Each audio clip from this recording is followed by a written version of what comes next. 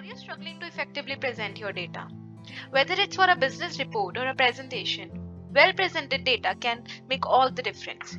So, if you're looking for ways to improve the way your data looks, I can help. In this video, I'll be showing you how you can summarize your data using pivot table. So, this is the example we are going to use for the demonstration. So, what you have to do is to select the data. Click on Insert, Pivot Table, and then from Table/Range. Okay. So this is the main pivot table view. We have branch of controls on right side. As you can see, we have few different options here. We have filters, rows, columns, and values.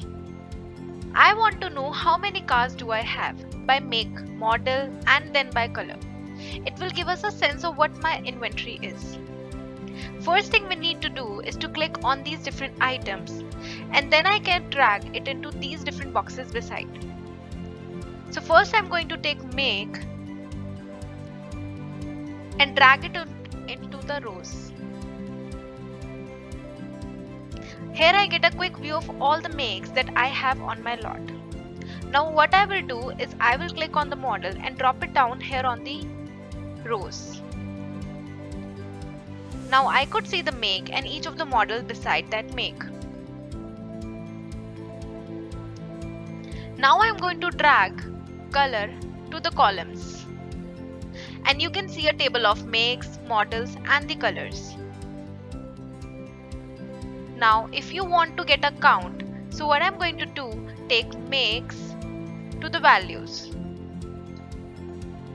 And now this is done. And you can have a quick view of data without having to go through the spreadsheets. Thank you again for watching. I hope you found this information we presented useful and informative. And if you know anyone who might benefit from this information, please share this video with them. Thanks again for watching, and we'll see you in our next video.